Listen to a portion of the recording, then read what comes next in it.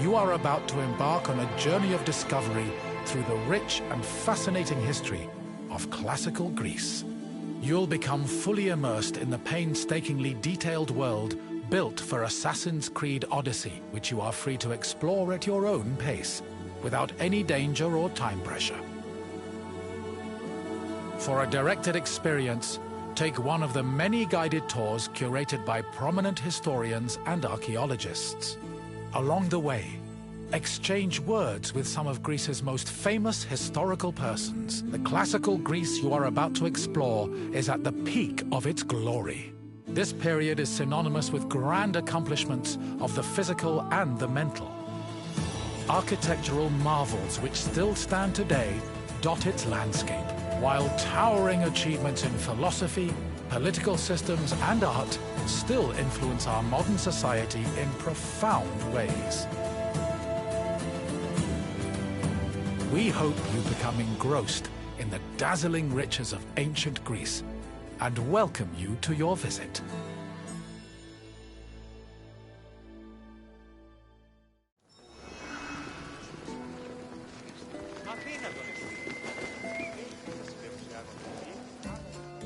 Greetings, wanderer, and welcome to the Acropolis, the shining jewel of Athens. My name is Aspasia. Though I am not originally from Athens, I have climbed to the top of its social ladder using my wit and intellect. I've even earned the love of Pericles, one of the most powerful men in the city. The mind truly is a beautiful thing. Personally, I think the Acropolis is one of, if not the, greatest place in all of Greece. Though, considering it was the project of my partner, Pericles, I may be a touch biased. The Acropolis of Athens is a bastion of art and culture worthy of the gods themselves. Within this citadel, you will find many important sacred buildings, as well as some of the most magnificent art in all of Greece. You are in for a very enlightening visit. When you're done, come find me, and we can discuss the things you have seen. Farewell for now.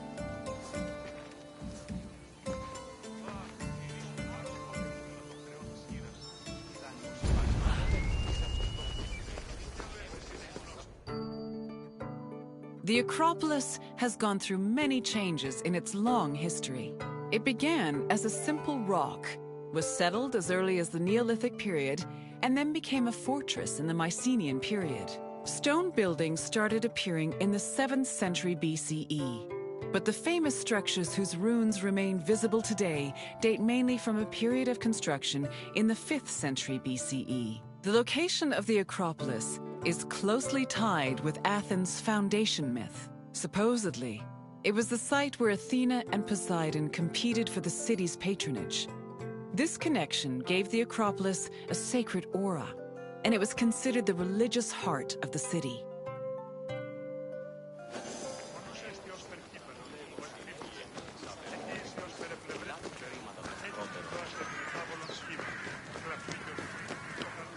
The Temple of Athena Nike was built on the remains of old fortifications from the Mycenaean era. Worship at the temple can be traced back to the 6th century BCE, but the building itself was destroyed during the Greco-Persian Wars a century later. It was rebuilt during the Peloponnesian War. Given that the name Athena Nike roughly means Athena of victory, it was likely constructed in the hopes that Athens would win the war. Unusually, the temple depicts historical scenes of battles against the Persians instead of the more mythologically inclined art of other Greek buildings. The temple's priestess was chosen randomly among the Athenians and received a salary of 50 drachmae annually, along with skins and trophies from sacrificed animals.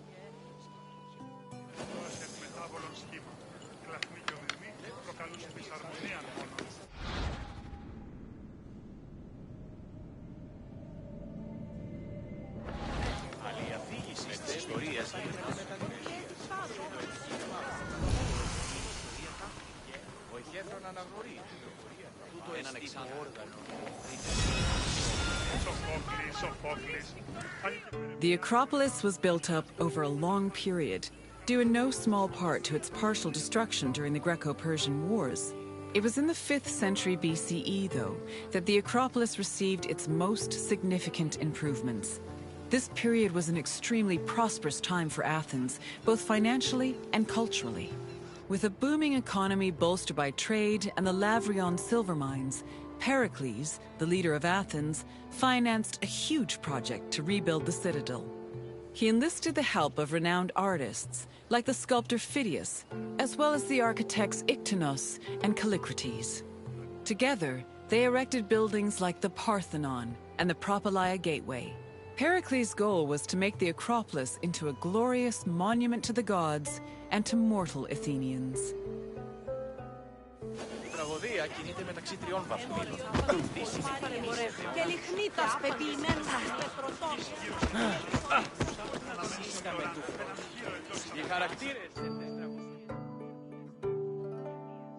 Behind the Propylaea was the giant bronze statue of Athena Promachos, or Athena who fights on the front lines. That name was reflected in the spear and shield the statue held in its hands. It was erected in the mid-5th century BCE by the artist Phidias. According to an inscription, it took 9 years to make and cost almost 500,000 drachmae. At approximately 10 meters tall, the statue was apparently so large that Pausanias claimed its helmet and spear tip could be seen from the sea near Cape Sunion, 60 kilometers away.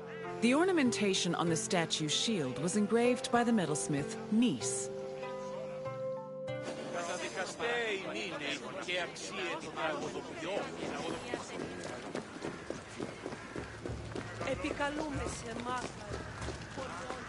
The Aerophoroi were young girls between the ages of 7 and 11 who were in charge of special rites.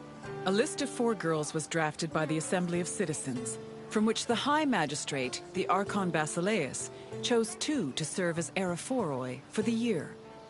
The girls lived in a house on the Acropolis. They were in charge of carrying sacred objects and weaving the peplos of Athena. The peplos was a sacred robe offered to Athena during Panathenaea, a festival held in her honor.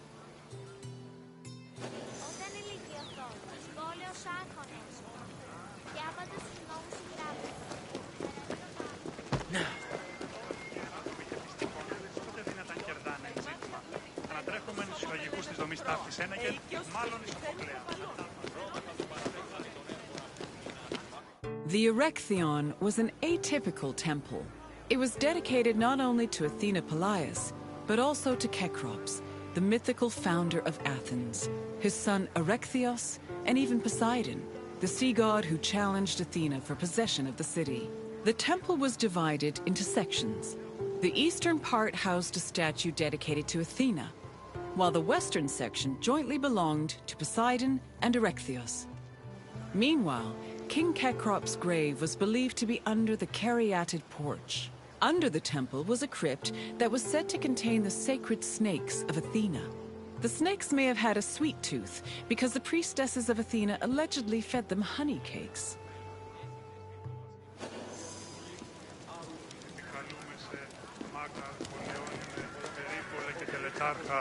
Θεόν πάτερ δε και ιε, σκυπτούχε, κούρε δημάτορ, βοτριόκος με οδηγέ των κομμών, ελθέ μάκαρ, μίστες υβρίων και χαρημένος εή.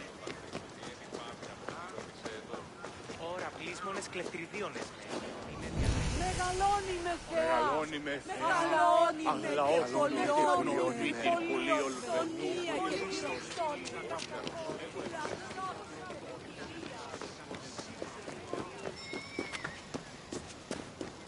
Επικαλούμε σε μάκαρ πολιόμι με πυρίκολε και τελετάρ.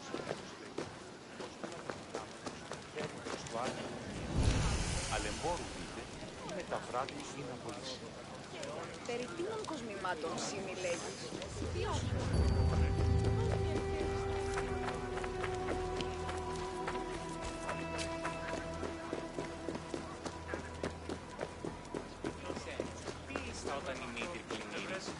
The Parthenon is one of the most well-known buildings in the world and an enduring symbol of ancient Greek civilization.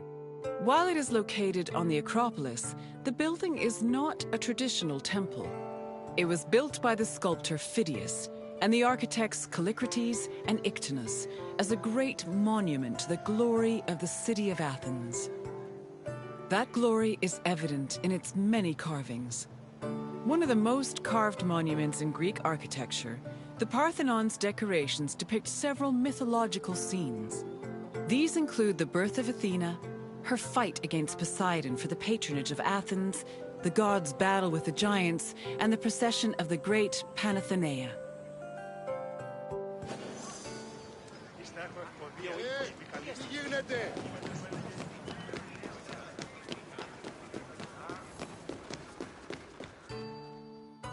The Parthenon's inner chamber, or cella, contained a massive statue of Athena that was considered to be one of the sculptor Phidias's greatest masterpieces. The statue was chryselephantine, a combination of gold and ivory. To justify the steep cost of its construction, Pericles told Athenians that the statue was a gold reserve, which could be disassembled in times of economic distress. The cella also allegedly contained a pool, whose main purpose was to control the room's humidity, which helped preserve the statue's ivory.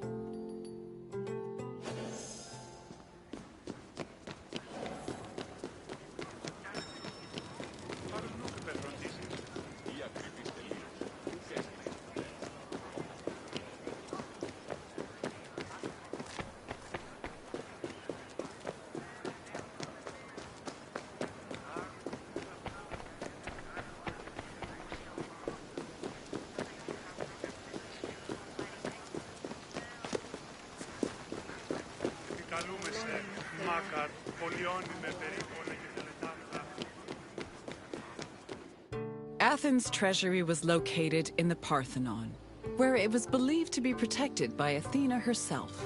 The treasury contained objects of great value, acquired from different conquests, as well as a mass of minted silver coins and various offerings to Athena. Pericles also decided to move the entirety of the Delian League's treasure to the Parthenon in 454 BCE. This was a great testament to Athens' power over the rest of Greece. The riches were divided into two parts, the Demosia, which belonged to the city, and the Hiera Cremata, which was dedicated to the goddess and only used for religious purposes.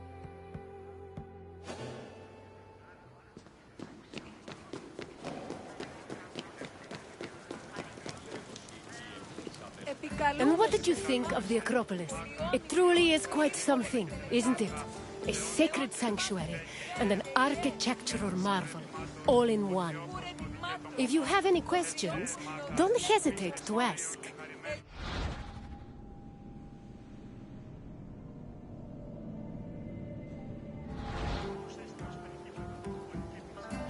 You're confident enough for a test?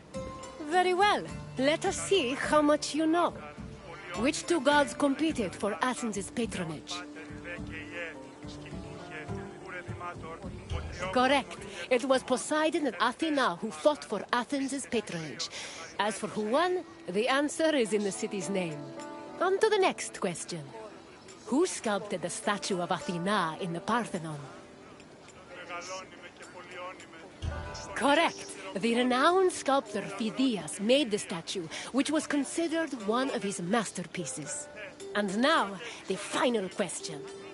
Which king's tomb was believed to be under the Caryatid porch?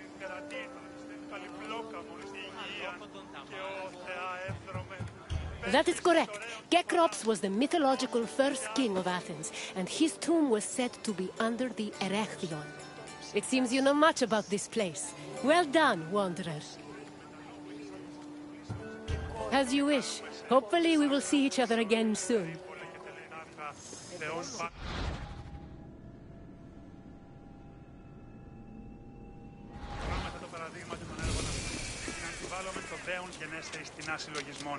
Αλλά της θέμητος ναός του χεστή πανήγη.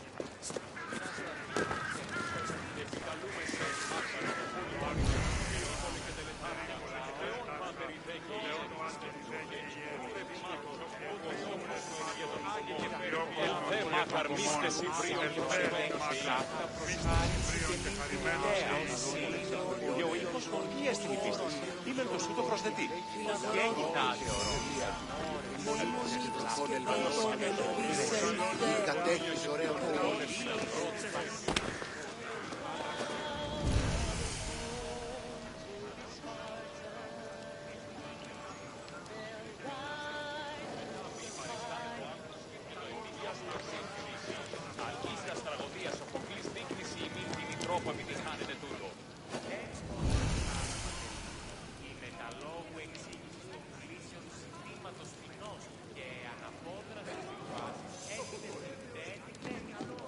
Μόνον όταν το επιχείρημα δομείται το σώμα τότε με δίνεται αν κερδάνε.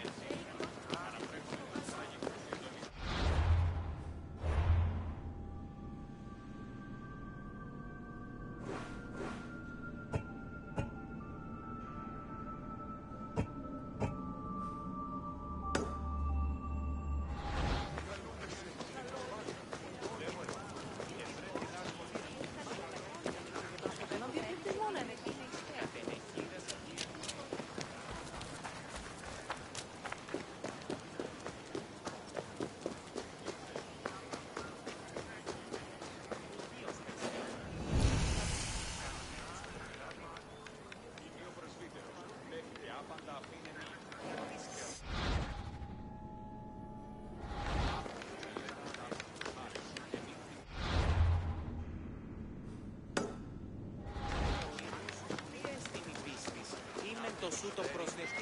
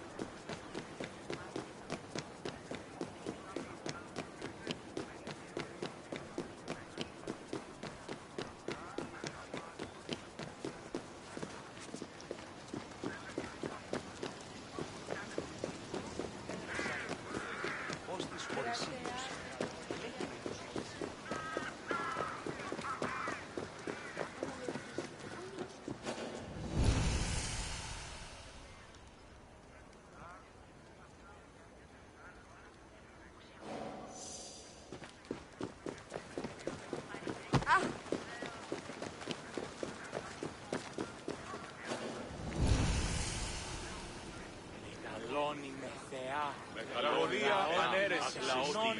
Εστίνια διχολίω με πολύ στη λυπήρα χασόμος. Μόνον όταν το επιχείρημα δομείται πιστικών, τότε δίνεται αν κερδάνε εν ζήλωση. Ανατρέχομενοι στους τραγικούς σύνομις τάφης ένεκες, μάλλον η Σοφοκλέα. Χρώμεθα το παραδείγματι των έργων αυτού. Η τραγωδία διαστήρης νέους.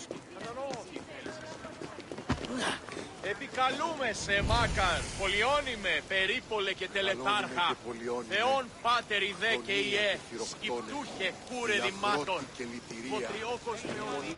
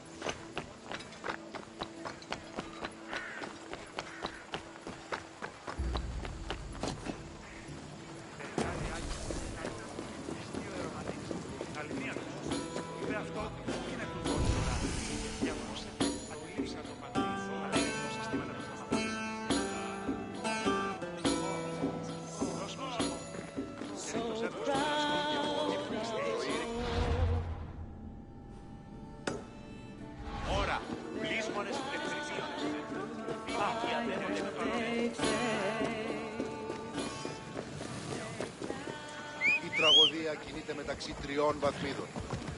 Δύση εκτιμήσετε όντως το απροσδόκητο του πελάτου και τελειώσετε τα δεδομένα και μετά...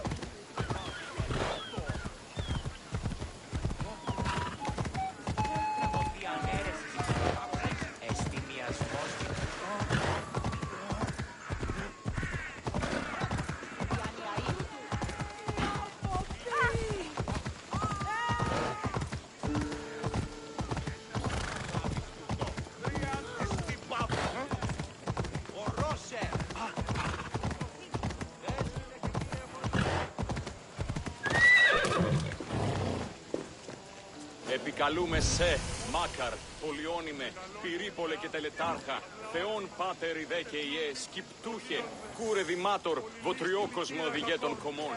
Ελθέ, Μάκαρ, μίσθεση...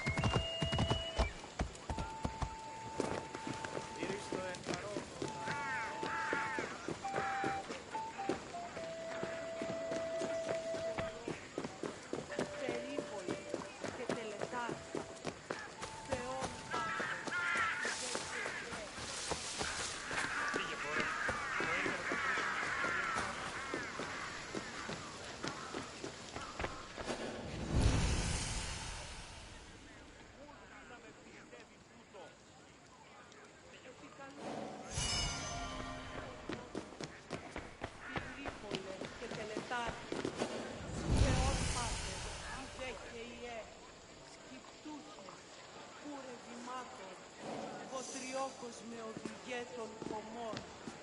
Ελθέ Μάκαρ, μίσθεση βίων και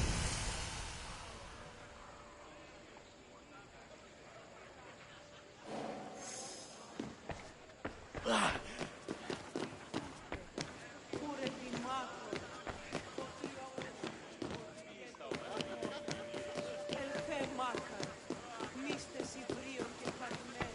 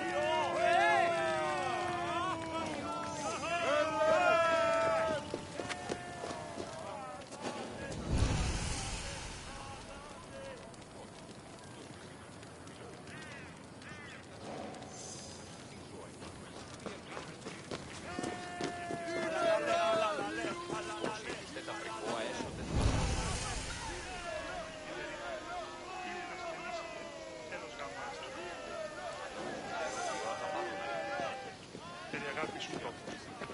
Ο πλούτος...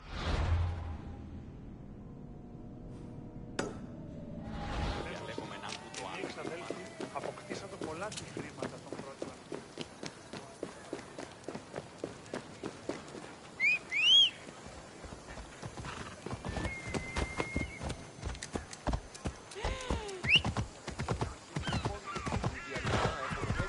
Και εκ Βυζαντίου η Χαλκιδόνος έχει θαλάσσης πόλεμος, απαξιεί τα εμπορεύματα εξωτερικών.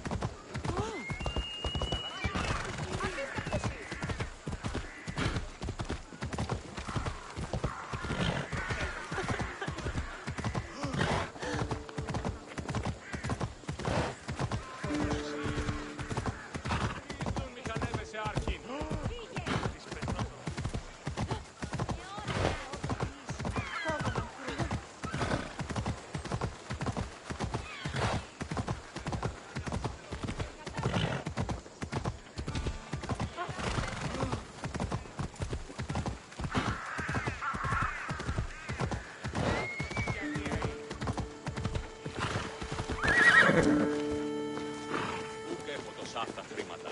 Λείψω με δάνειον ή να δίνω με αποπληρώσεις τόπους. Εξίστα μου φρονή. Συναλλάσσεται εις το τέρμα του. Η νασταλγή είναι επιχείρημα 2 οι ώρες.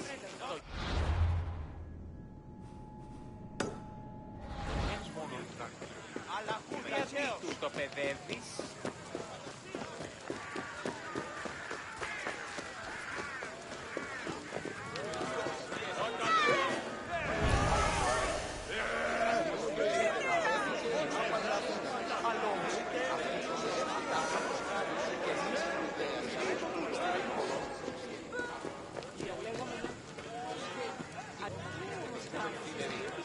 Οι ουπές γεννήσετε. Επικαλούμεσαι, Μάκαρ, πολιόνιμε, πυρίπολε και τελετάρκα, θεών πάτερ, ηγέ και ιε, σκυπτούχε, Καλώνυμε και πολιών. Αληθώς του το συνέβη.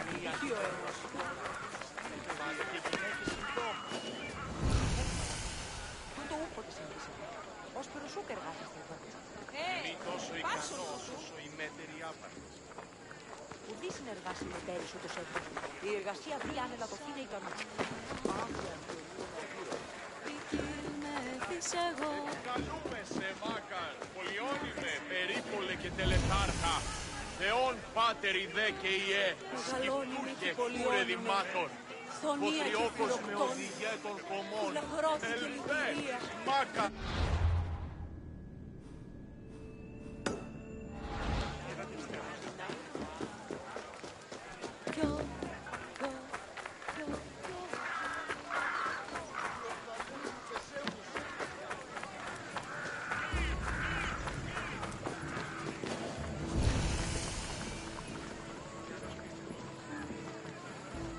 Ξένος, τι ήστα όταν η μήτηρη πληνήρης.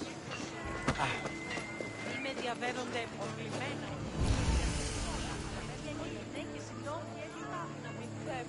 Δύο πρεσβύτερος, και άπαντα είναι μη.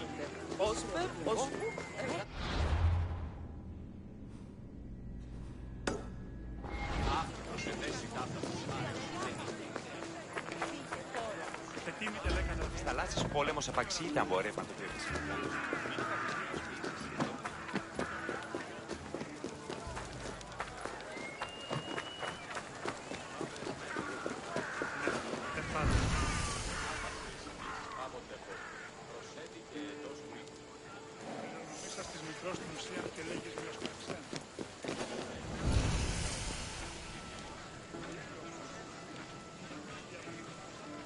Ανάκρουσε πρίφτα.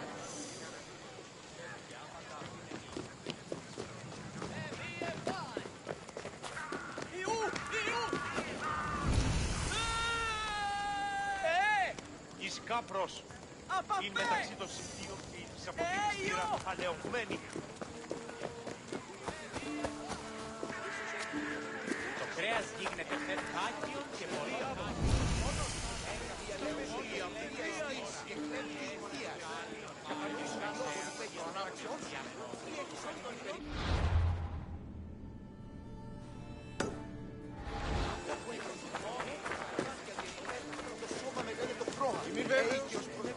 Ημιτός ικανός όσο η δεύτερη άπαντης.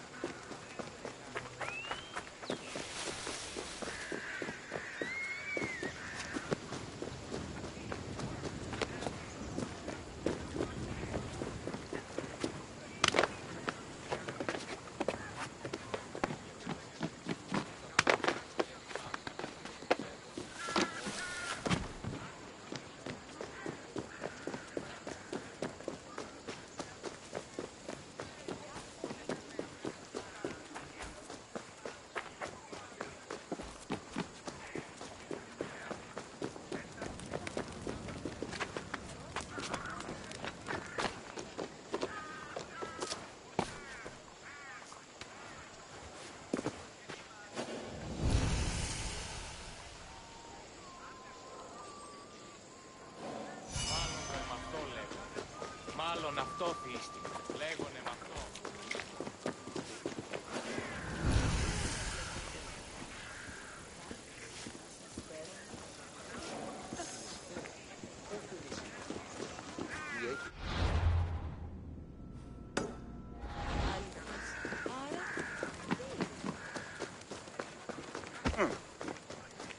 Ότι ούν επιθυμείτε ο άντρες και γυναίκες να με φέρει. Μιλήφισεν το επιθυμητό νου και βρίσκεται. Υπέ και βρίσω. Ρίξαν το των μεταγόγεων λατομείων. Πλεψία επιδιαστησούσες ήον το σώμα. Δέσποινε και κύριοι πολίτες. Έχομεν χιτώνας περικαλύπτοντας το ημέρος.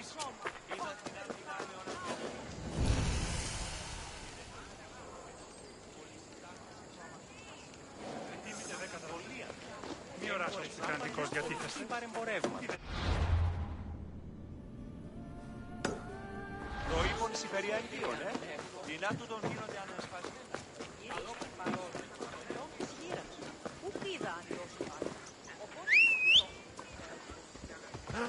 Τη διαφυγή με εντεύθεν παντήτροπο. Μη χροληπτήσουν μια διακάδα γελάδος άστιλας ήλιθε. Αντιλαμβανόμαστε ότι Ο άντρες και γυναίκες δύναμη πέρυσι.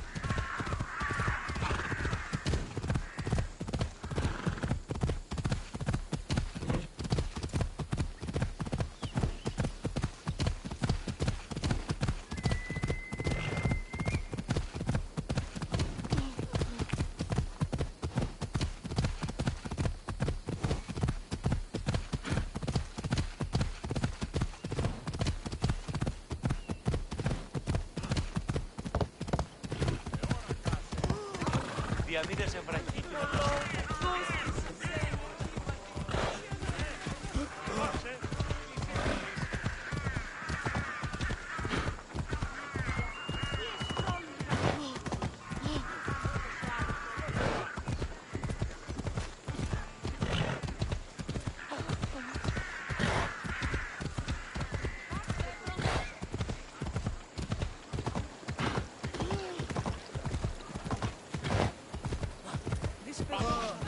Μόνο όταν το επιχείρημα αγωνίζεται στην εγώ.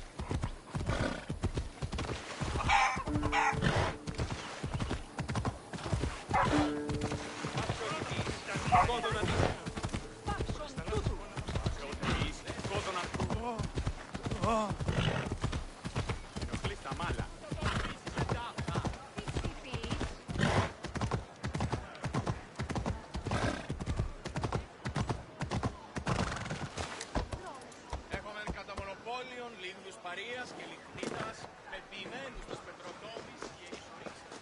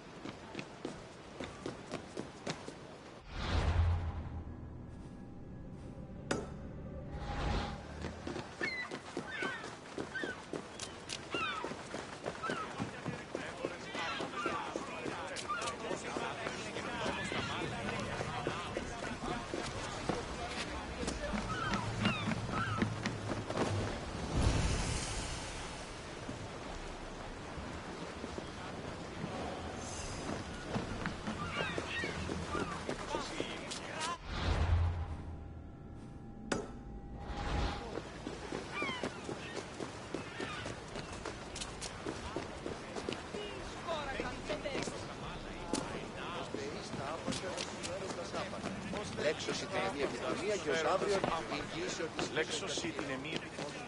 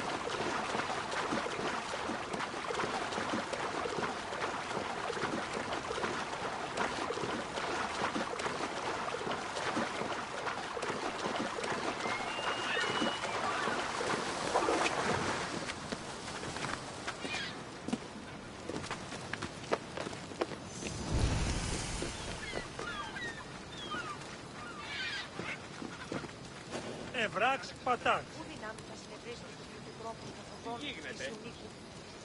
Εγώ στο νερός ήκυψα και με έκανε... Πάψον, οχλείς με.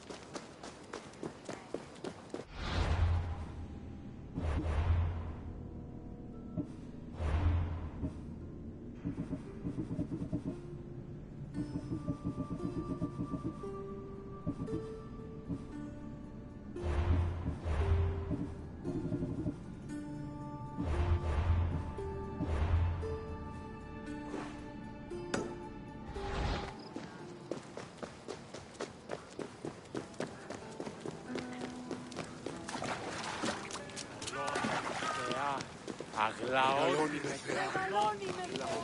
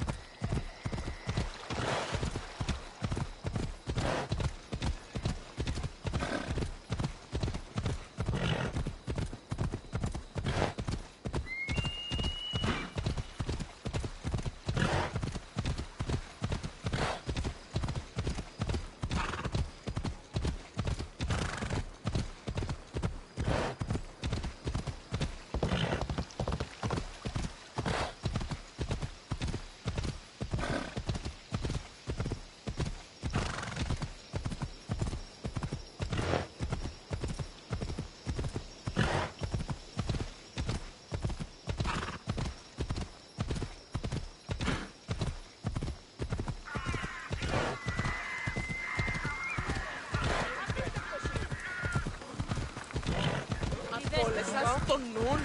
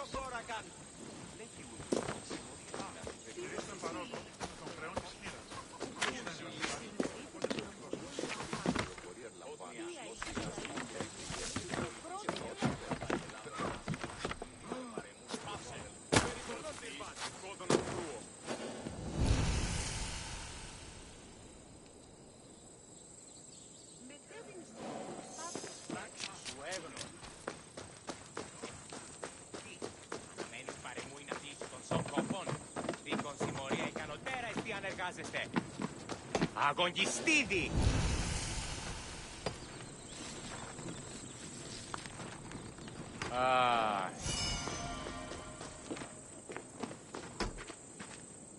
Κινηθείτε θεός είσαι ούκη μογέ. Ουδείς ημών το σου το ισχνός. Ουδείς το σου το αδύναμος εστί. Έκαστο σε φω ετάχθη.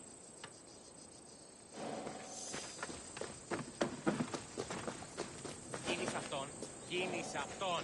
Ούμε λιμιτίνος πατροφέτειας. Πίσω χμήρος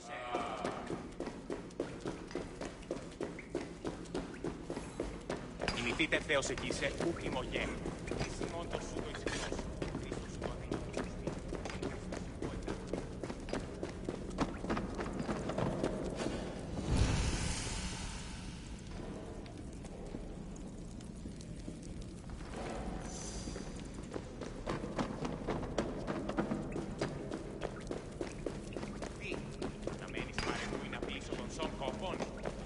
Συμμορία ικανοτέρα εστί αν εργάζεστε. Αγωνιστή!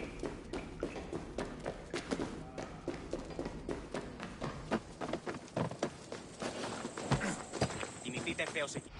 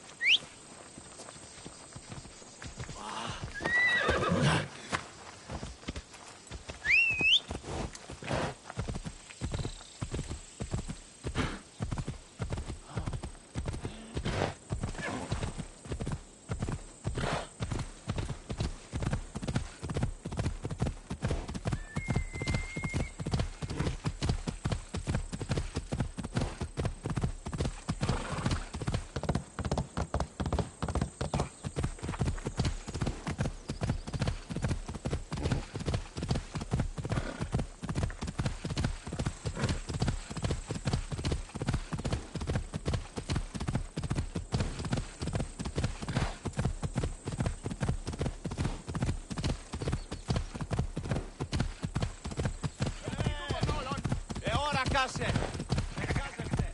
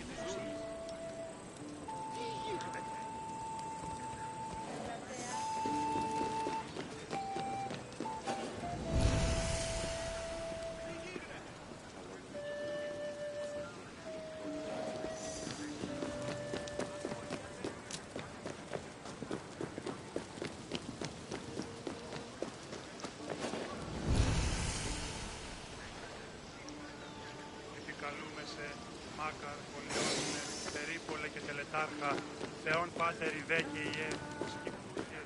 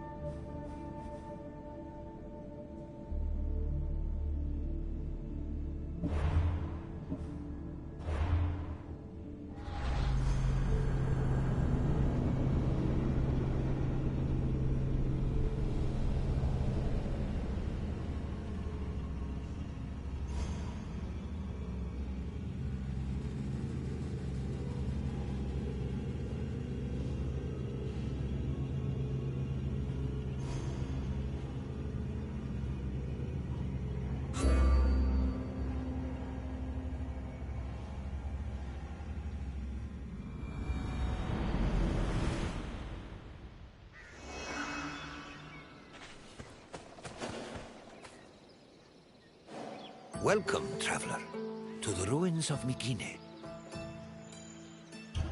My name is Herodotus, and I am a traveler from Hyrcanassus.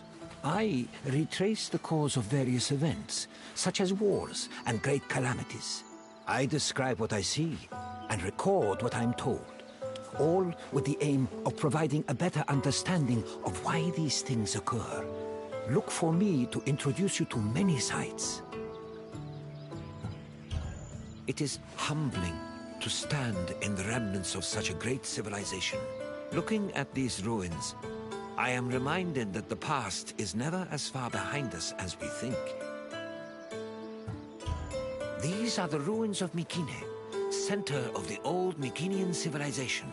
It was home to great warriors and heroes. In many ways, places like Athens and Sparta stand on the shoulders of its accomplishments.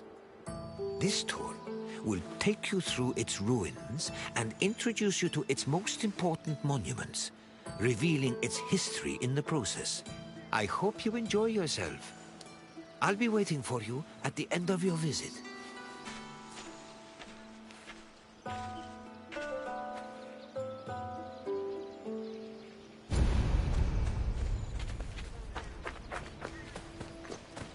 The Mycenaean civilization flourished in the Late Bronze Age between 1600 and 1200 BCE.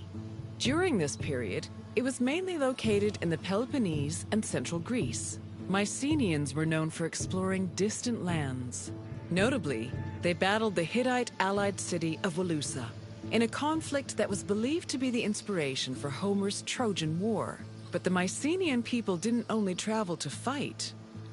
They learned much from their neighbors, the Minoans of Crete, such as how to write syllabic script on clay tablets. Such tablets provide evidence that Mycenaeans spoke an early form of Greek. They also tell of how great Mycenaean kings ruled over their warriors from opulent palaces in places like Mycenae, Thebes, and Knossos.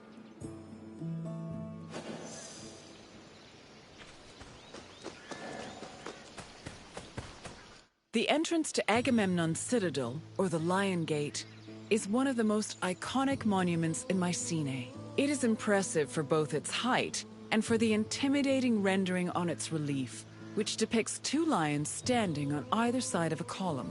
Unfortunately, the lions' heads, which were presumably made of a precious metal or higher quality stone, have been lost to time. The gate was most likely meant to greet a triumphant king returning home from successful military campaigns and to awe foreign visitors.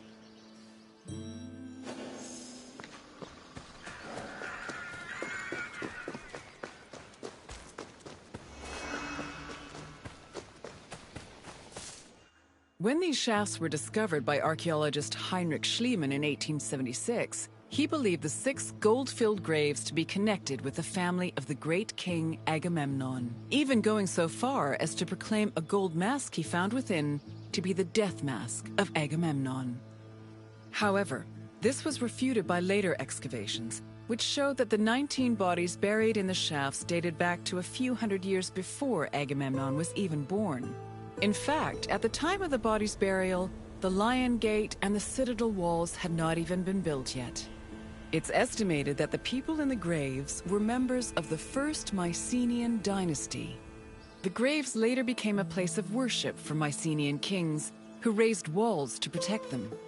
These walls helped preserve several incredible artifacts, including women's jewelry, death masks, and masterfully crafted weapons.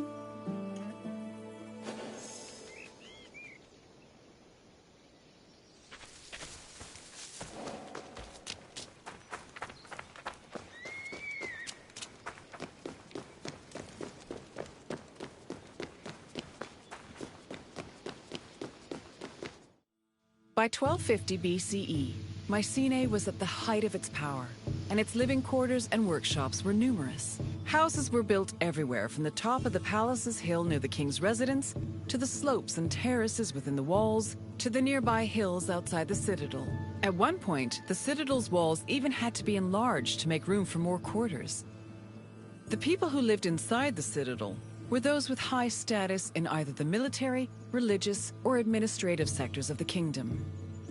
This is reflected by the ceramic and metal vessels inside the houses, as well as their painted plastered walls.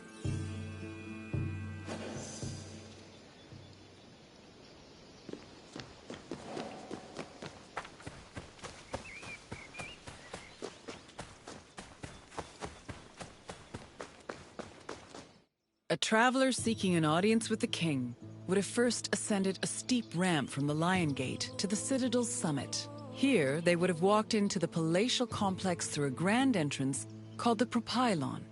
Once inside, their gaze would immediately be drawn to the palace's main hall, a monumental area known as the Megaron. The vividly decorated Megaron, which glittered with precious objects and colorful frescoes in its heyday, was where the king would have received the traveler. If the king was feeling generous, he would have shared with the visitor the palace's most marvelous feature, its commanding and majestic view, which stretched from the plain of Argolis to the gleaming Aegean Sea.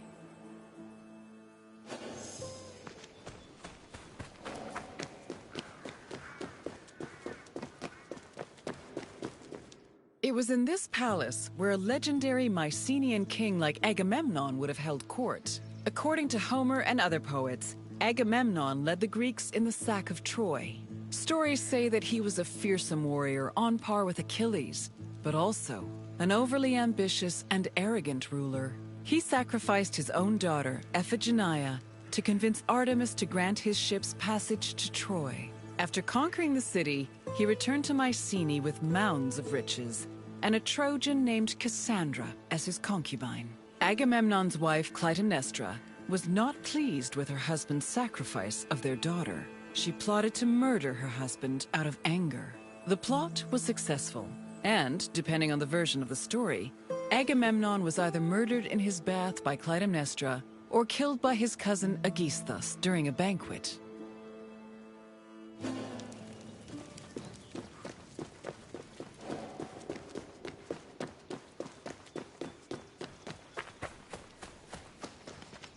You've completed the tour. I trust it was an eye-opening experience. Though it did not last, Mykene was a sort of precursor to what would eventually become the Greek civilization we know today. It's important we remember them, if only to avoid repeating their mistakes. Now, what else would you like to do? Then let's begin. First, I have quite a simple question. Which ancient city may have been the inspiration for Homer's depiction of Troy? No, the Meginians who were at war with Troy in the first place. Knossos was the supposed site of the legendary Minotaur, but it did not inspire Troy, although I am certain the Trojans wished they had a Minotaur on their side during the war. Either way, try again. Yes, the Mycenaeans' conflict with the city of Wilusa allegedly inspired Homer's Trojan War. Now for the second question. Agamemnon sacrificed his daughter Iphigenia to convince which god to allow him to proceed to Troy?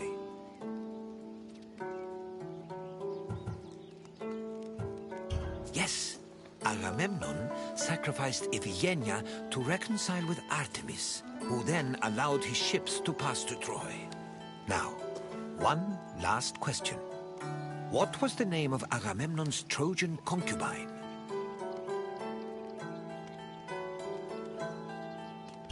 No, Clytemnestra was Agamemnon's wife. Try a different answer. Iphigenia was Agamemnon's daughter. Try again. Correct. Following the sack of Troy, Agamemnon sailed home with the Trojan prophetess named Cassandra. You've studied the ruins well, traveler. Then, I suppose this is farewell. At least for now. Safe travels.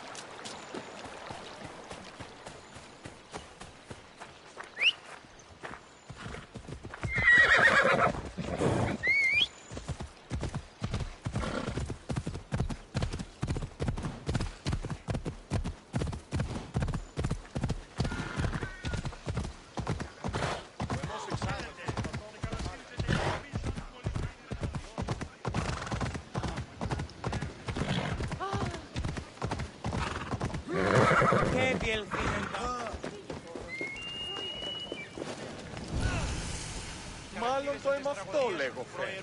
Μάλλον αυτό, φύσκει. Λέγονε με αυτό. Και χρείτε ταύτα τραγωδοποιού ένεκα. Ούτως ούκαν τιμημείτε τα σπουδαίας αξίας των ιστοριών.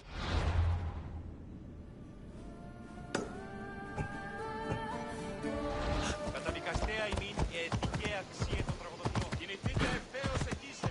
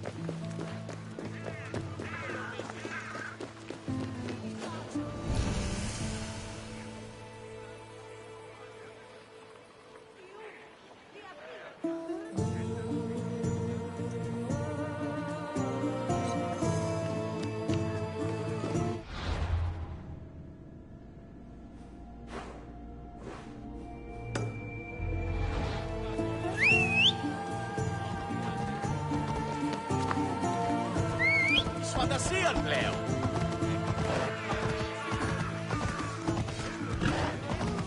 Για παντές,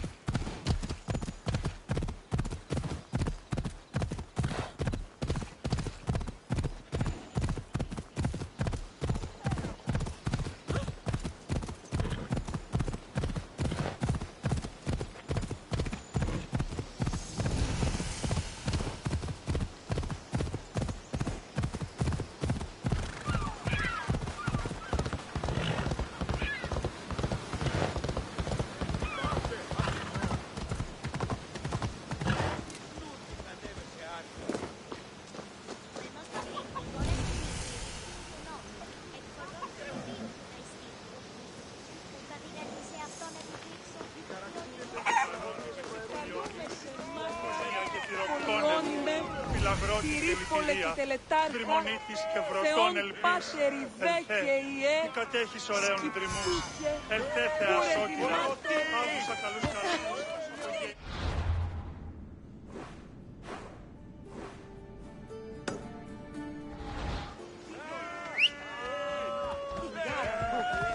Τραγωδία ανέρεσης εστί, εστιμιασμός.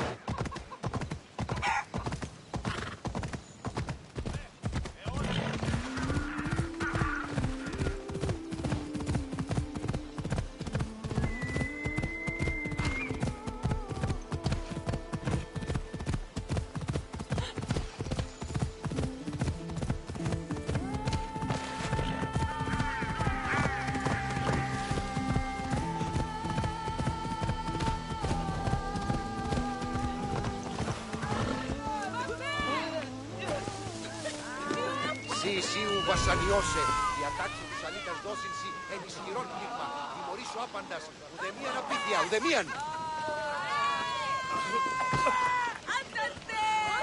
Ήλιος είπα. Ορυβή και φιδρόντα, το απίκασμα του πέστη φιδρών μάζε. Ο χείοχρονος ψευδόμενος είναι εξαπατήσει τον πατέρα. Ο χείοχρονος επικαλυμμένος μεταξύ βάτων, τετραγμένος ως την γερό.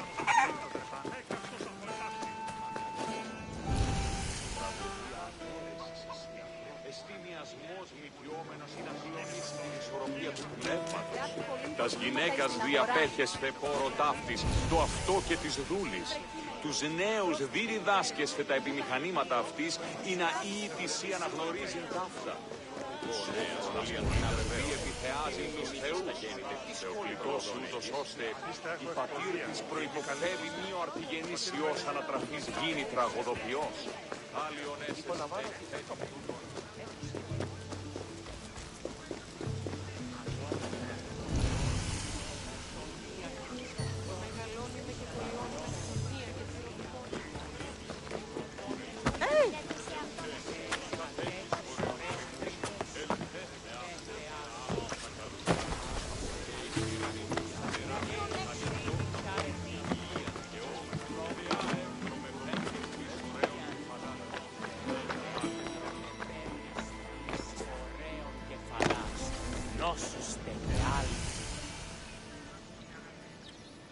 Μεγαλώνει με θεά, ακλαώνει με, τεχνών μύτη, πολύ ολβέ, πολύ λύστη.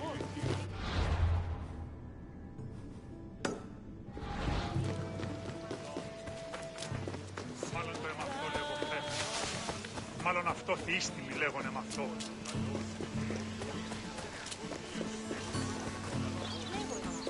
Πρέπει να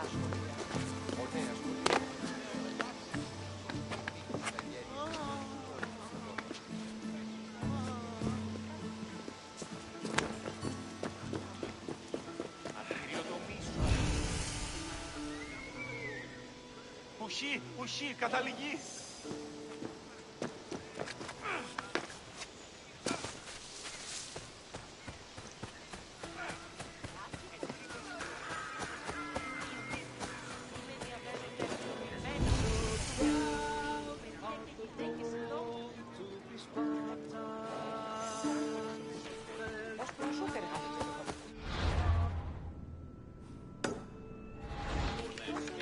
Μάλλον το είμαι αυτό, λέγω. Μάλλον αυτό.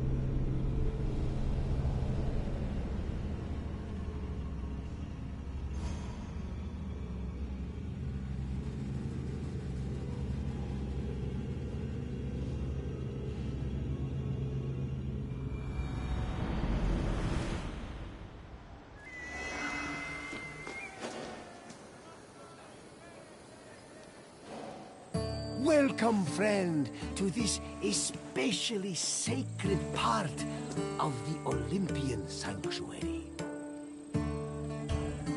My name is Barnabas, and I am a ship captain. Don't be fooled by my scarred eye. Though I've seen my share of combat, I mostly stick to trading these days. Well, trading and introducing visitors like you to wonderful sights like this.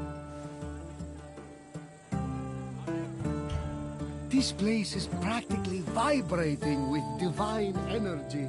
I feel like if I look over my shoulder right now, Zeus will be staring back at me.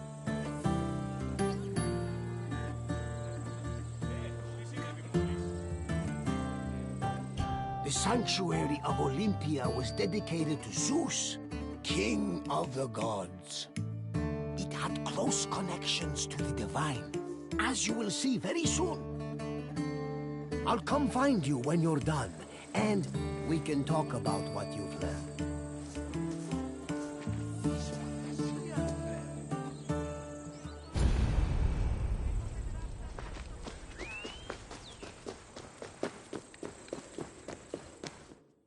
This workshop was built for the renowned sculptor Phidias after his work on the Acropolis of Athens.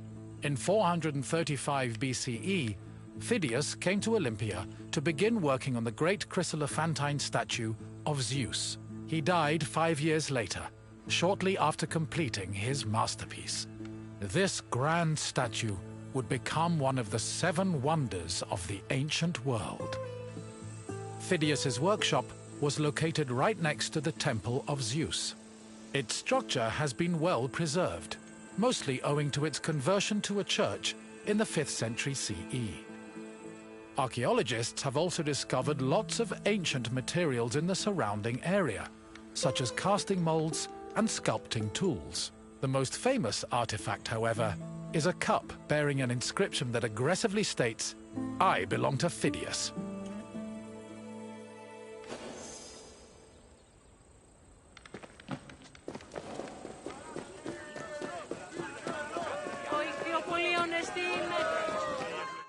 On the 5th and final day of the Olympic Games, victors attended a ceremony where they were crowned with olive wreaths and showered in flowers.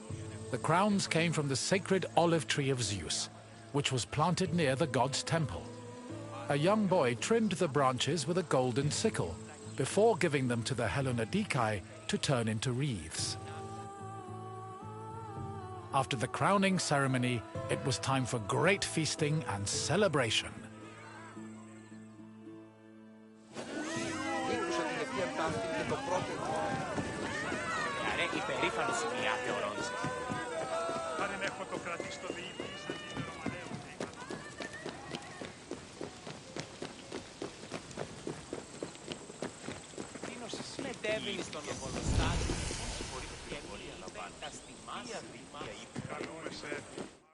Pelops was both a legendary Greek hero and the mythical founder of the Olympic Games.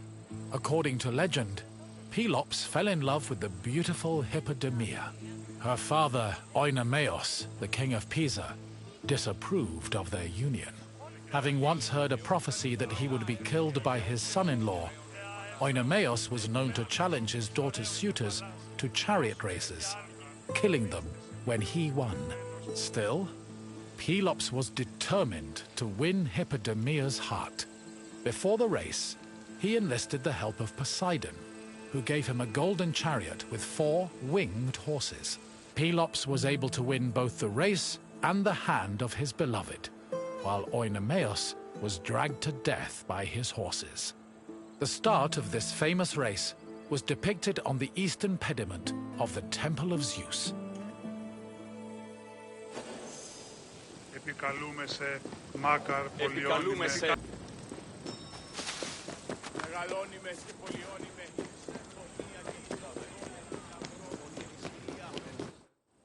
The Heraion was a temple dedicated to Hera. It is one of the oldest temples in the sanctuary, dating back to approximately 590 BCE.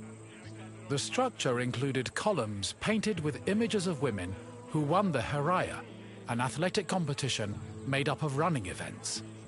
Every 4 years, 16 women were chosen to make a veil dedicated to Hera. These women also organized the competition, though they did not compete in it. The Heraia was unique for its focus on female athletes, in contrast to the male-exclusive Olympic Games.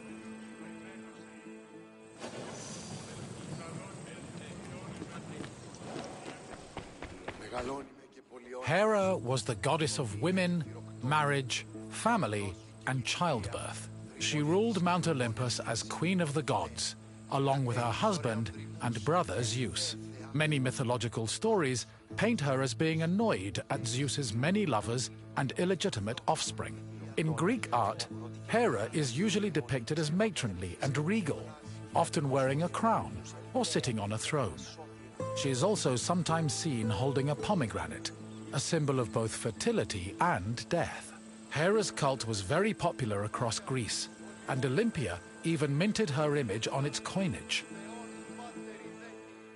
Σκυπτούχε, κούρε δημάτορ, βοτριόκος με οδηγία.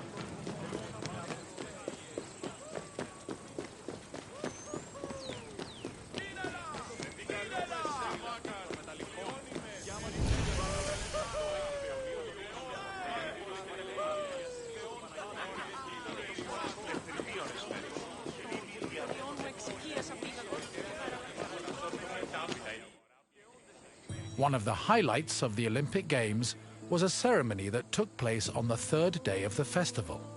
It began with a procession of athletes, ambassadors, Hellenodikai, and animals. The group made their way around the Altis until they arrived at the Temple of Zeus.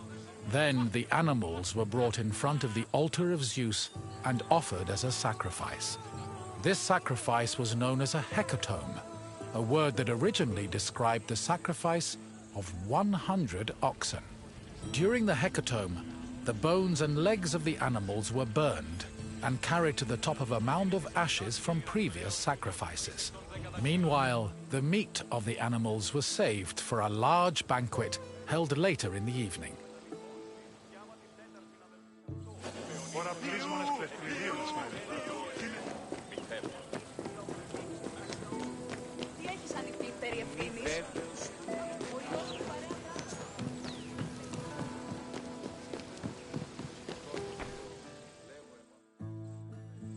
The Olympic Games were dedicated to Zeus, and all the ceremonies and events were hosted in his honor. It is no surprise that the largest temple in the sanctuary was the Temple of Zeus. While most temples were restricted to priests, the Temple of Zeus welcomed all who visited Olympia. This openness was most likely meant to show off the gold and ivory statue of Zeus that stood within the temple's walls. The building also featured art depicting both versions of the Olympic festival's founding myth. The eastern pediment showed a scene from the legendary race between Pelops and Oinomaos. The temple's metapiece, meanwhile, showed the 12 labors of Heracles, the other mythical founder of the games.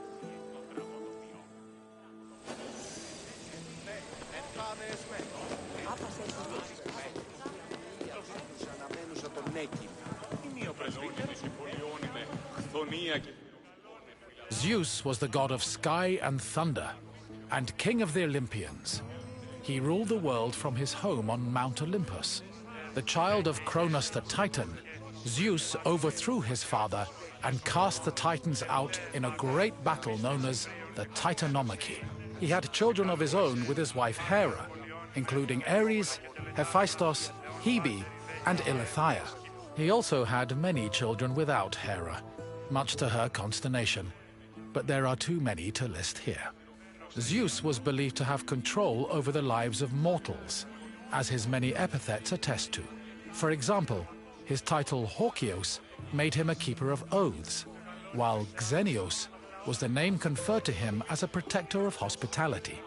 In Greek art, Zeus was usually depicted holding a thunderbolt and sitting on a throne, befitting his position as king.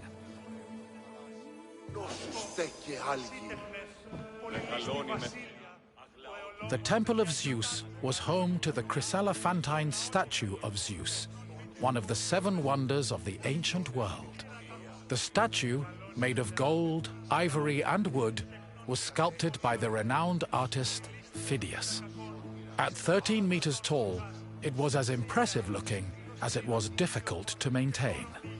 Oil was used to protect the wood and ivory from cracking and to prevent general decay. While the statue does not exist today, it was thankfully described by Pausanias in great detail, so its legacy lives on.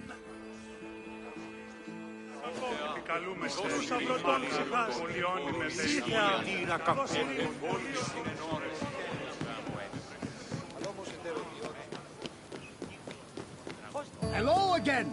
I hope you enjoyed your visit and feel a little bit closer to the gods. Well, as close as a mortal can get. Is there anything else you'd like to do? Excellent! Let's see what you remember. Your first question is a simple one. Which goddess was Zeus's wife? Athena was the goddess of wisdom. She was Zeus's daughter, not his wife. Try again. Artemis was the goddess of many things, such as hunting, wilderness, and chastity. However, she was Zeus's daughter. Try a different answer. Depending on the story, Aphrodite was either Zeus's daughter or the product of some questionable sea foam. Either way, she was not Zeus's wife. Correct! Not only was Hera Zeus's wife, she was his sister as well. But let's move on to the next question. What kind of contest did Pelops win in his quest to marry Hippodamia? Javelin throwing was part of the Olympic Games, but it was not the event that Pelops participated in. Try again. Yes, Pelops won a chariot race, thanks to Poseidon's help. And now, the final question. What was inscribed on the cup found near Phidias' workshop? I don't think Phidias had any children, but even if he did, let it be known that I am the world's best dad. Try a different answer.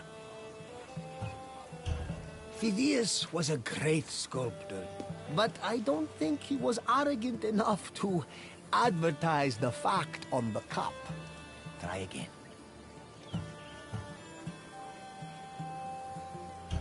No, that would be a little too on the nose. Try another answer. Correct! Apparently, Phidias was very possessive of his things. Perhaps someone from the sanctuary kept stealing them. But I'm getting off track. Excellent work, friend! You honor the gods with your great wisdom. Farewell for now, my friend.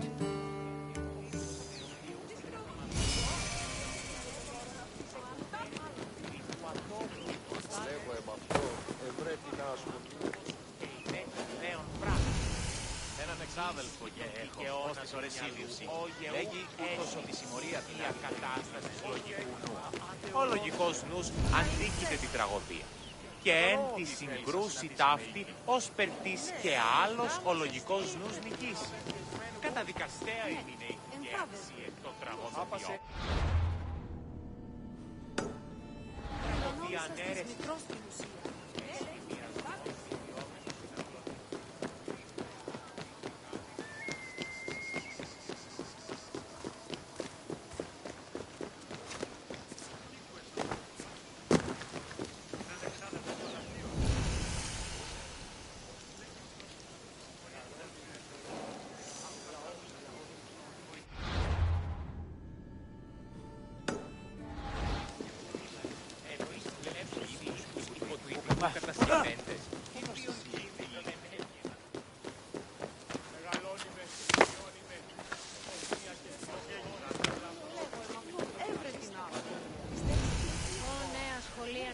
Βεβαίως.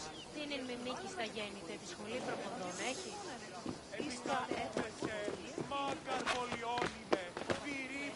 και τελετάρχα, Θεόν Πάτερ, ιδέ και ιέ, σκυπτούχε κούρε δημάτων, βοτριόκος με οδηγέ των κομμών, ελθέ.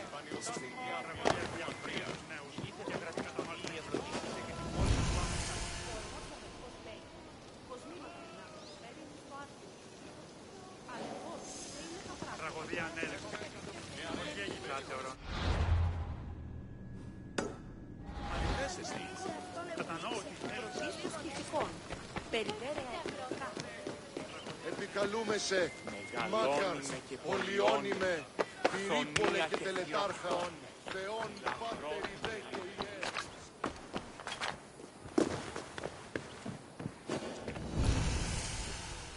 Οψόμεθα, ήθιου παβωμέν.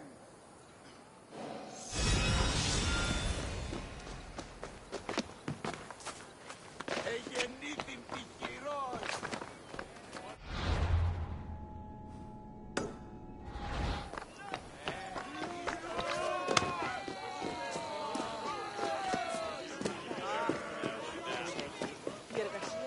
Τραγωδία ανέλευση. Εστιμιασμός μικιόμενος.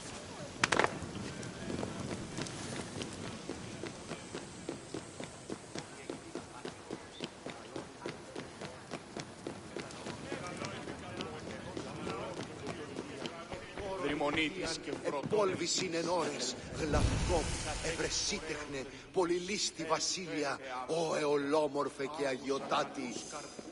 Από γέης ειρήνην τερατήν.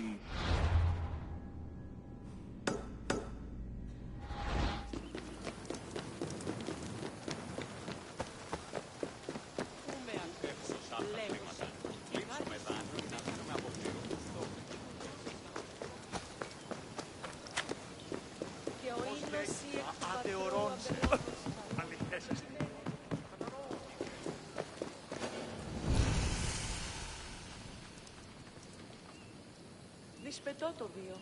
Λέγω εμ' αυτό, ευρέ την άσχολια. Ο νέα σχολεία,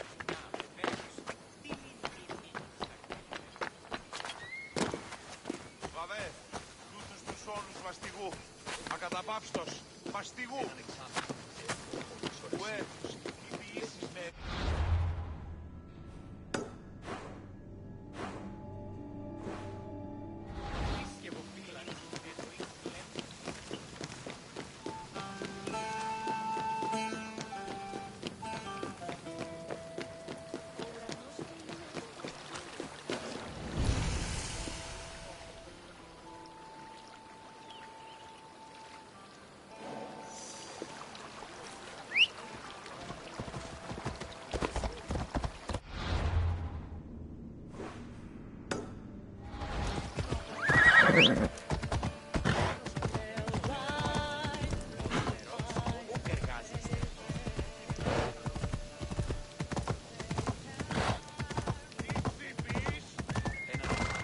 Είτε εν μουσική, εν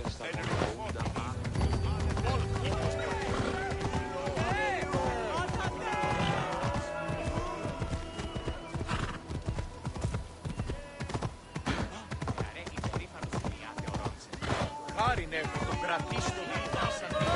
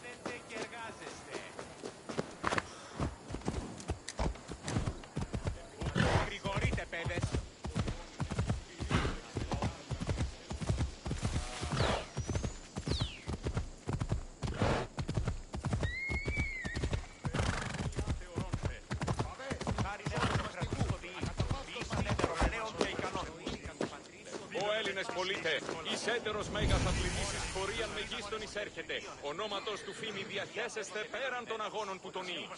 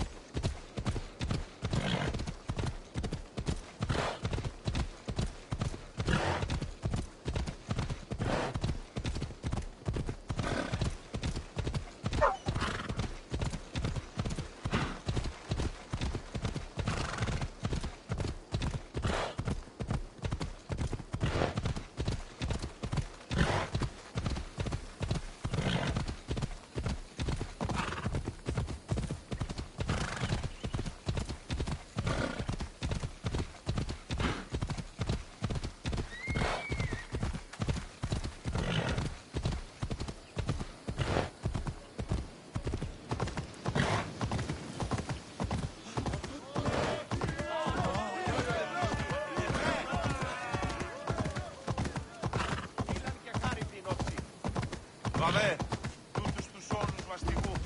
Ακαταβάψος, μαστιγού.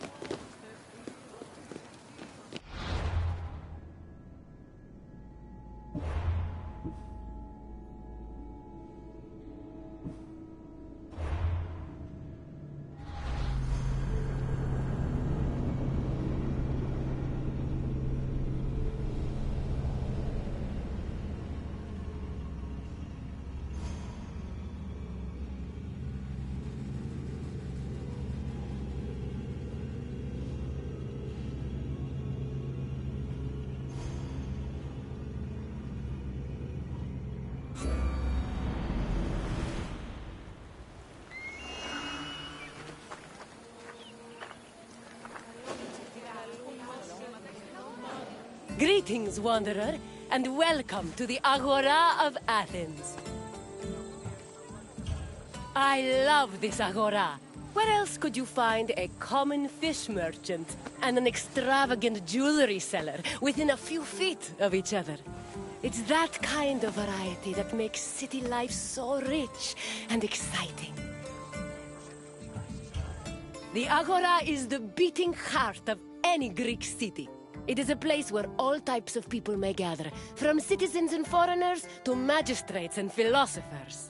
All manner of business is conducted here, including political meetings, legal proceedings, and trade.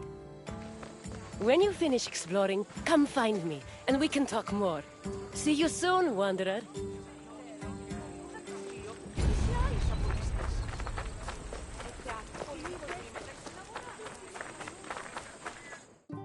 The Agora was the civic center of Athens, but it wasn't only frequented by politicians and city officials.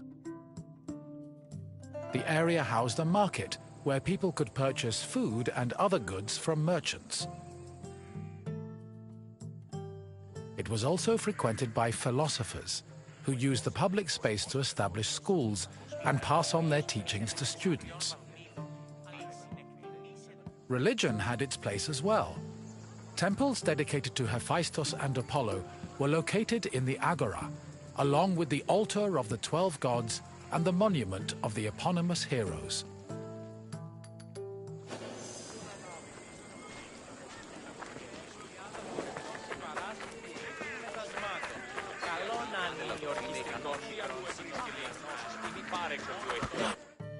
The painted stoa, or stoa poikile, derived its name from the panel paintings on its wall.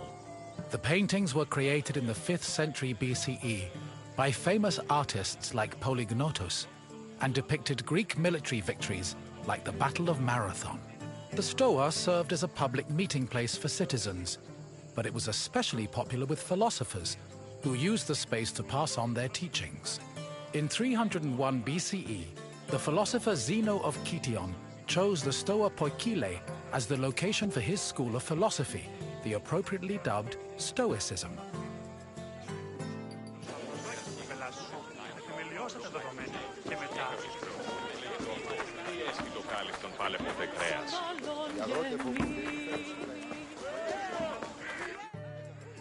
Trade in the Agora was supervised by magistrates.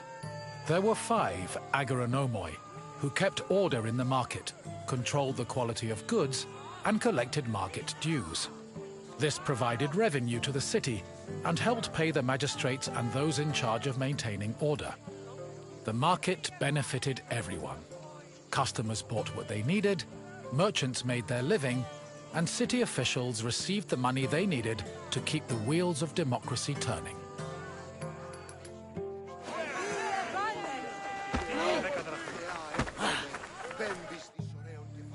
The original Temple of Apollo Patrous was built around 535 BCE by Pisistratos, but was destroyed by the Persians during their invasion a few decades later.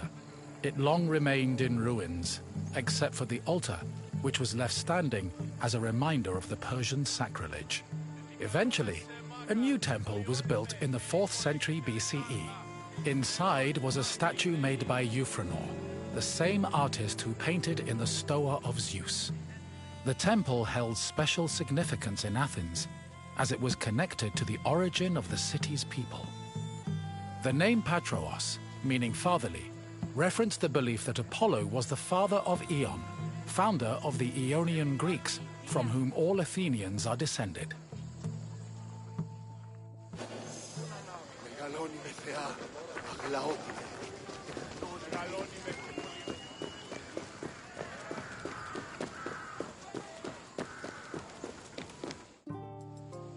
The Temple of Hephaestus overlooks the Agora from the Colonus Agoreus hill.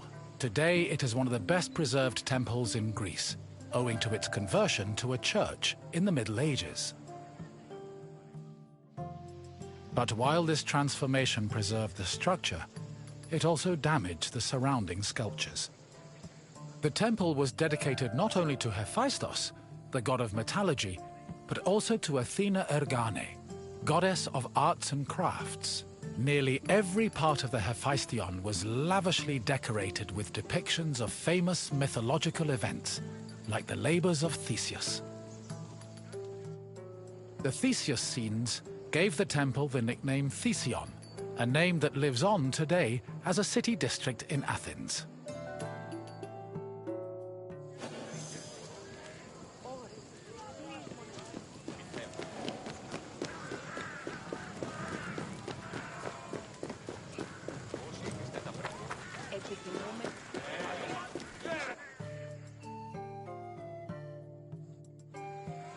The Bouleuterion was another building in the Agora that contributed to the democratic process.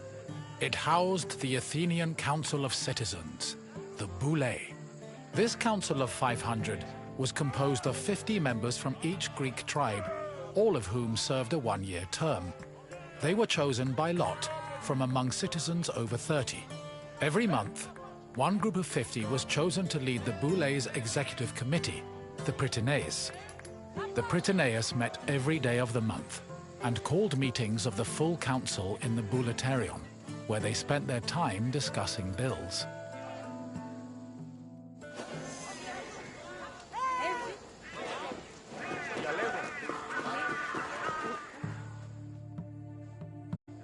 The Prytaneon was one of the most important buildings in the Agora, as it was the headquarters of the Prytaneis. The Prytaneis was the executive committee of the Boulei, who ran the city's daily operations. The Prytaneis dined in the Prytaneon, and 17 of them slept on site to ensure there were always officials available to deal with emergencies. The Prytaneon also housed the official weights and measures of the city. The Fire of Hestia, which provided sacred fire for all public sacrifices, was also located there.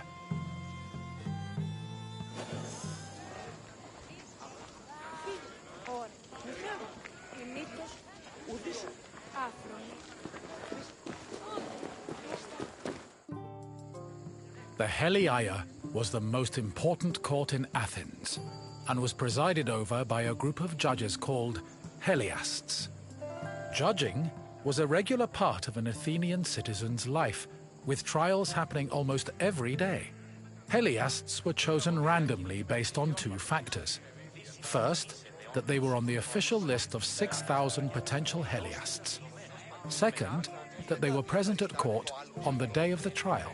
A stipend of 2 obols was established by Pericles to compensate for the loss of work while on Heliast duty, and also to encourage participation in the judiciary process.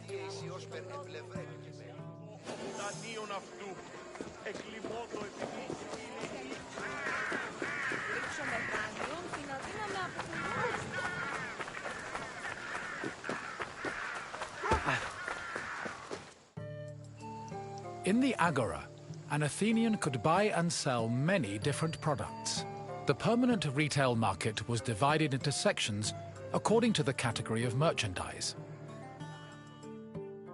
Merchants and craftsmen who worked in the market could be citizens, foreigners, or even freed slaves. They sold everything from food and clothes to jewelry and slaves. With so much variety, competition was fierce, and that competition helped regulate the market's prices.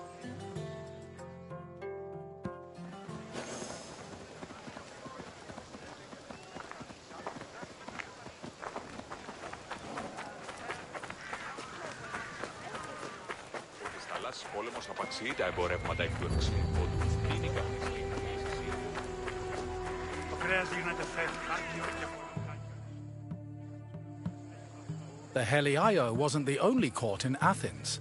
This other court was located next to the South Stoa. Historians believe it to be a court based on the discovery of a nearby box containing 7 bronze ballots. These ballots were used by jurors to give their verdicts. The reason trials were so common in Athens might have been related to their democratic regime, which promoted the individual's right to demand reparations for injustice. However, not all legal matters were settled in this fashion. If a claim was small enough, it was settled individually by a magistrate. Public trials were reserved for more serious offenses, such as murder, theft, and political crimes.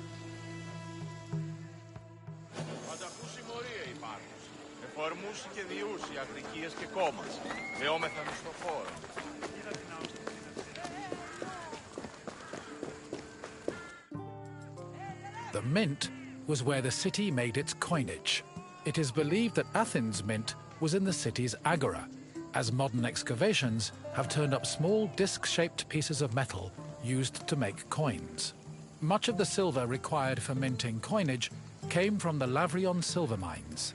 Athens was so dependent on the mines that when they lost them during the Peloponnesian War, the city was forced to melt down a gold statue of Athena to mint gold coins and avert a monetary crisis.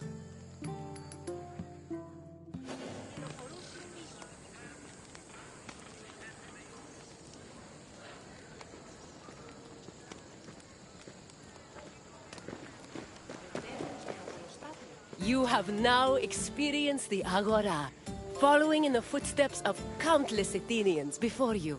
I hope the trip has impressed upon you how important this place was to trade, politics, and law. If you have any questions, don't hesitate to ask. Very well. Let's begin. Which philosopher's school took its name from the painted stoa? Socrates was one of the greatest minds in Greece, but there are no records of him teaching at the painted stoa. Try a different answer. Yes, Zenon taught at the stoa, and so he and his followers were dubbed Stoics. Time for another question. What other name has the Iphistion gone by? Correct. The name was inspired by the scenes showing the hero Theseus, which decorate the temple. Only one question left. When Athens lost the Lavrion silver mines during the Peloponnesian War, which statue did they melt down to mint new coins? There was a statue of Apollo Patros in the Agora, but it was made from limestone, and thus could not be melted into metal coins. Try again. Athenians used the monument of eponymous heroes as a notice board, but its statues were not melted for minting material. Keep trying. No, it's quite difficult to mint coins from burned wood. Try another answer. Correct. The Athenians melted down a statue of Athena to mint gold coins. It's clear you are very familiar with the Agora of Athens. I'm impressed. As you wish. Let's see what else Greece has in store for you.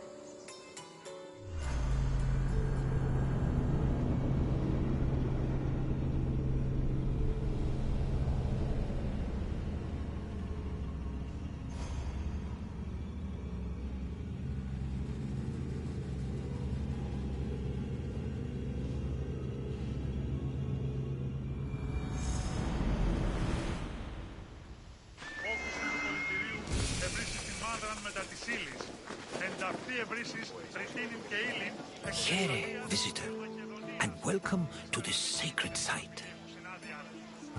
Delphi is an amazing place to visit if you're looking for information. I've come here on several occasions in search of answers to some particularly puzzling questions, and sometimes I even found them. This is Delphi, home of the renowned oracle. Greeks considered it the navel of the world. Pilgrims and kings journeyed here from all over Greece and beyond, seeking advice from Apollo through the voice of his interpreter, Pythia. During your visit, you will experience the sanctuary through a pilgrim's eye and discover how important oracles and prophecies were to the people of Greece. Now, go off and begin your pilgrimage. I will be waiting for you at the end of your visit.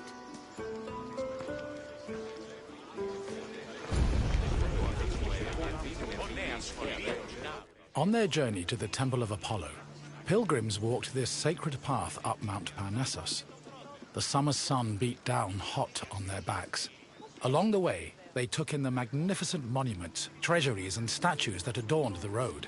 These landmarks were tokens of people's reverence for the oracle's benevolence. All were dedicated to Apollo, and most were offered by cities to commemorate military victories.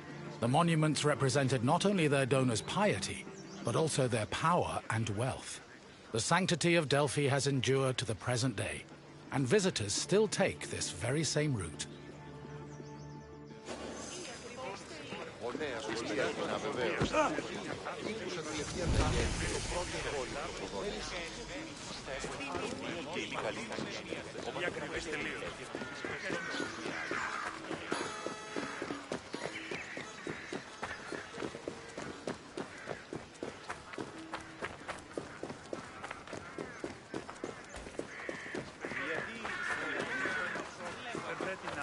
One of the most impressive dedications to Apollo came from the Cnidians, a Greek population that colonized the island of Lipari, north of Sicily. The story behind this dedication is notable. The Cnidians were at war with the Etruscans in the Aegean Sea. Seeking a good omen, the Cnidians consulted the oracle, and following her advice, they successfully captured 20 enemy ships. To thank Apollo, they offered the god the same number of statues as ships seized.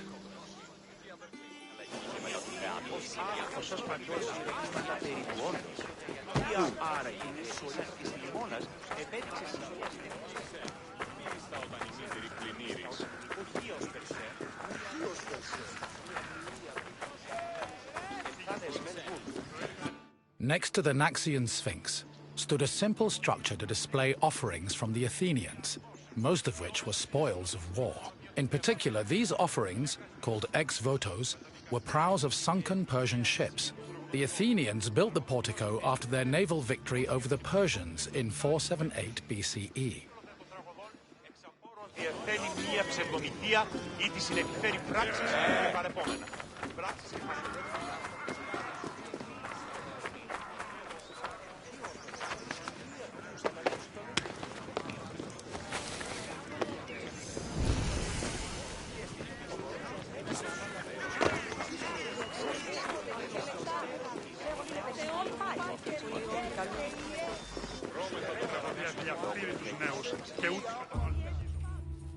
Once arriving before the temple, pilgrims wishing to consult the oracle had to first pay a tax. This tax gave them the initial right to approach the altar of Apollo and make an animal sacrifice to the god. But before proceeding to the Pythia, the preliminary ritual had to succeed. If the animal reacted favorably and showed signs of acceptance to the god, it was sacrificed, and the pilgrim would be allowed to enter the temple to question the Pythia.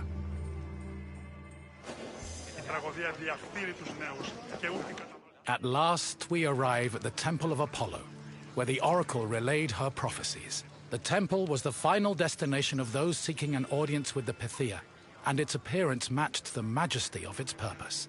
Atop its imposing columns, the structure's pediments displayed famous mythological scenes, sculpted by the renowned Greek artist Antenor. But as grand as the temple looked from the outside, it paled in comparison with what happened within.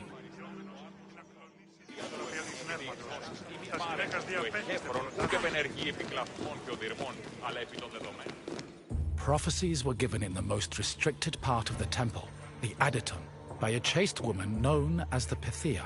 Before delivering prophecies, she first purified herself with water, then burned laurel leaves and barley flour to begin the ritual. Finally, while seated on a tripod surrounded by offerings, the Pythia delivered Apollo's messages. Her words were often strange and indecipherable, and required further interpretation by the temple's priests. Despite much research, the exact causes of the oracle's behavior while prophesying are debated to this day.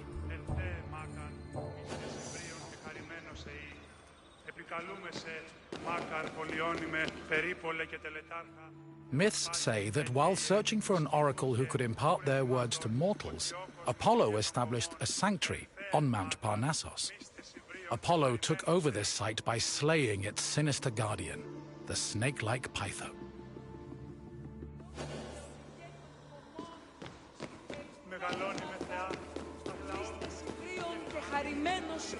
Your visit is complete. I hope you now understand how important this sanctuary was, and how it affected the lives of people both in the Greek world and beyond its borders.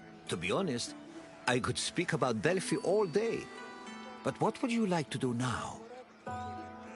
Ah, you wish to test your knowledge. Let's begin with a simple question. What did the oracle use to purify herself before her predictions? The Greeks used olive oil for things like meals and medicine, but it was not required to purify the oracle. Try again. Correct. The oracle used water for purification. Time for another question. Which god was believed to speak through the oracle at Delphi? Yes, the oracle allegedly spoke the words of Apollo, which were then interpreted by priests. One final question for you. Delphi is situated on which mountain? Correct. Delphi stood on the slope of Mount Parnassus. Well done, traveler. Your knowledge rivals that of the wisest philosophers. As you wish. It has been a pleasure sharing Delphi with you. Πολιόνιμε, πυρίπολε και τελετάρκα. Πυρίπολε και τελετάρκα.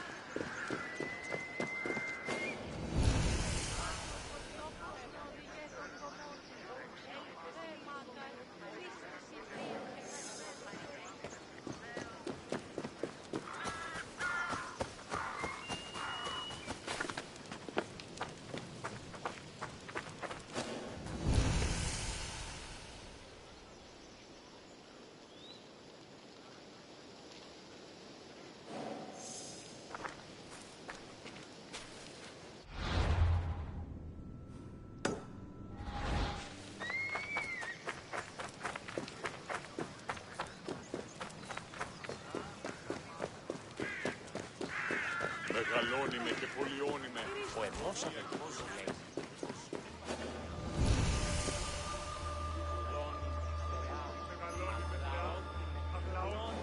Τεχνών μύτη, πολύ ορβέ, πολύ λίστη λυτήρα κακών.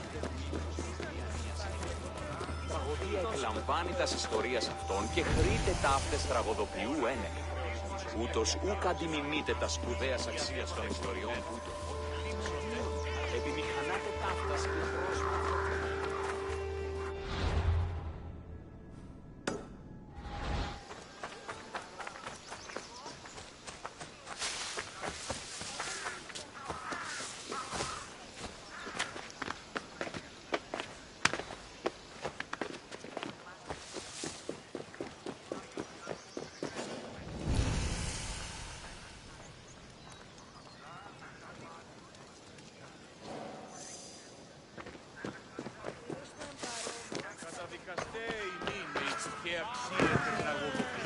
Τραγωδοποιός έστι κλέπτης, δια των υποκριτών κλέπτη τη χάρη του έθνους. Κύκλωθεν των τραγωδών εξαπόρων διηφαίνει μια ψευδομηθεία ή της συνεπιφέρει πράξεις και παρεπόμενα. Πράξεις και παρεπόμενα αυτών να προεπιλέγονται.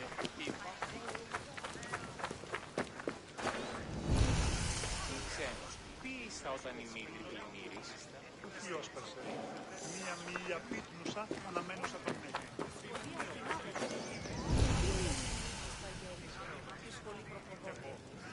Ίστα έχω ευκολία και είμαι καλύφωνος. Ο πατήρ μου έλεγε είναι υστέρας. Δείχνουν τον εκπαιδευτικό να μην. Και ο ιδέος.